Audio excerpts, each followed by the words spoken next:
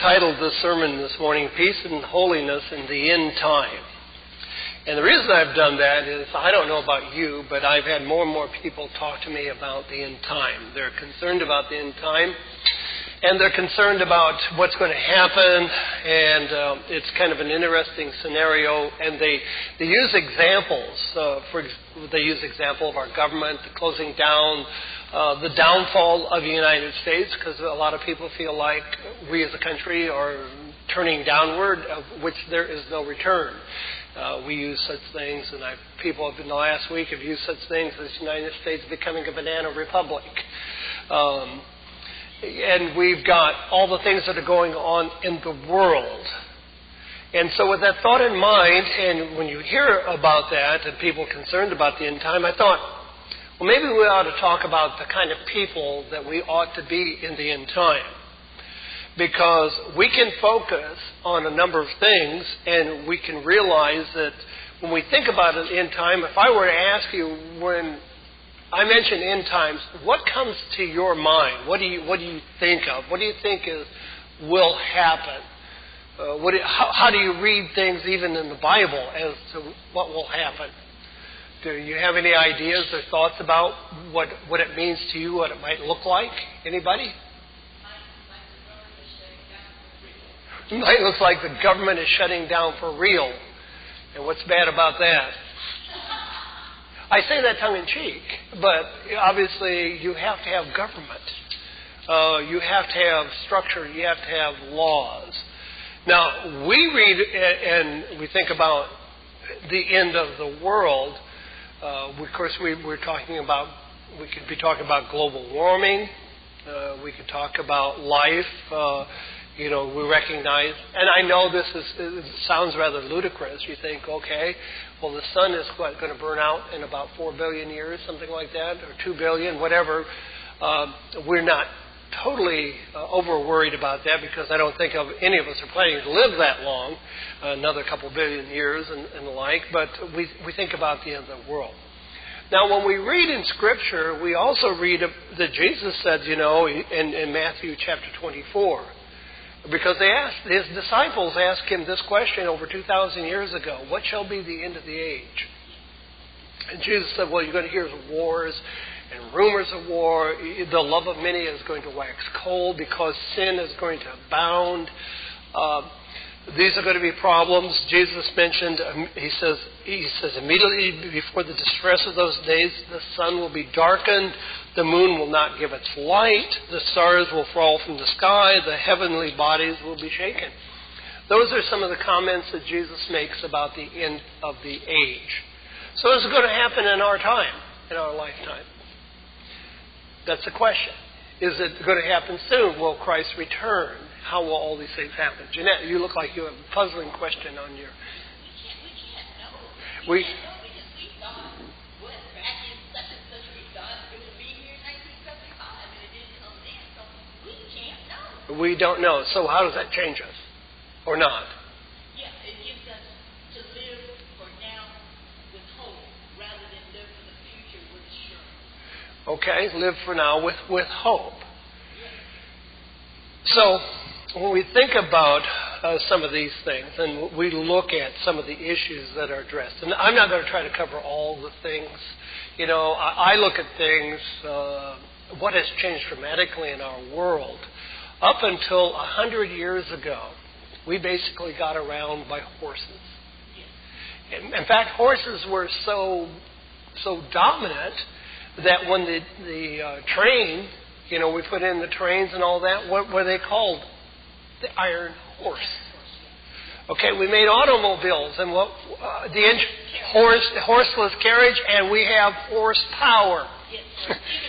Yeah, well, we still have horsepower and all of that. And we look at these things, and in the last 100 years, things have changed dramatically. But in the last 20 years, they have changed incredibly, and in the last 10 years, they have made incredible advances. And I look at, there's a prophecy in the book of Daniel. It talks in the latter days, knowledge shall increase. And we have this incredible increasing of knowledge. And we have also a globalization. where everybody is involved in everything. And the poorest people in some of the poorest countries have cell phones. They don't have cars and they don't have running water, but they have cell phones. And they communicate with one another. We recognize that. More and more nations that are not big nations have nuclear power, energy, and bombs. And they also have, as we see in Syria, chemical weapons. And so when you think about the things, the possibilities for disaster, and we realize that the world is becoming much more of a terrorist world. Because even in dictators, they control the people within their countries, and now it's rogue groups all over the place. And of course, you can learn how to make a bomb over the internet. You can do things, and people are doing those kind of things. So our worry ramps up. And of course, then we have financial worries. We have a financial cliff. What would happen if these things came to pass? So these are things that we look at and we concern ourselves with. So today I want to take a look at what the Apostle Peter wrote to the church in 2 Peter chapter 3 and verse 14. Because in 2 Peter chapter 3 and verse 14, the Apostle Peter is talking about the kind of people that we ought to be. And this whole chapter is about the end time and things that are going to happen. And he says here in verse 14, "So then, dear friends, since you are looking forward to this," and we're going to talk about what this is all about, "make every effort to be found spotless, blameless, and at peace with Him." So in the midst of where I started with this sermon is living a quiet, the original title working title I had for this for conceptualizing what Peter is saying here is living a quiet and peaceful life in the midst of hellfire and brimstone. That was their working title, because what I want us to understand is that when we look at the end times and we look at what Jesus says, the end time is a very difficult time. But also we have to recognize, and Jeanette makes a very valid point, that in our living for here and nows, we don't know when Christ is going to return. But that isn't our calling to know when Jesus Christ is going to return. What our calling is to live the life in which we have been given to live.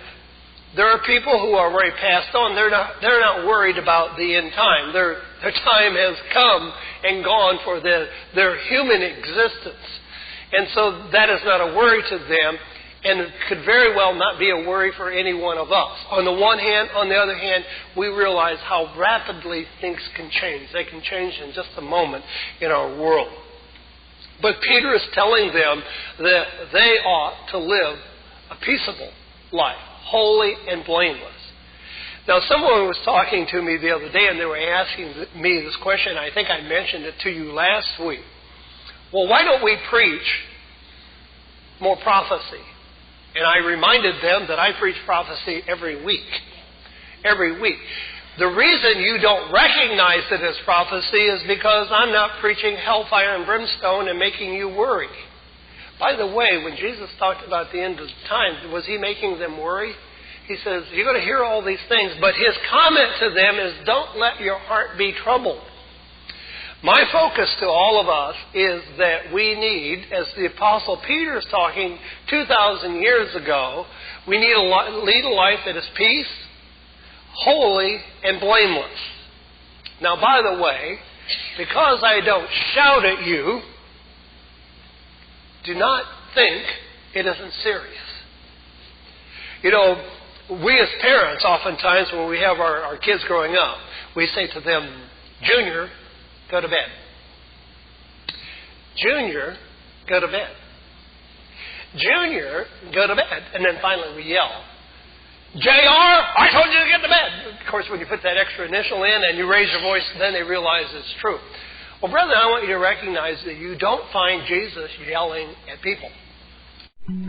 Feeling the blues today, or tired of life already? Do you have questions about life, or need spiritual advice? The Worldwide Church of God is located in Fairfield, Santa Rosa, and Modesto, California. We welcome everyone to attend our worship services with us every week at the times listed on your screen.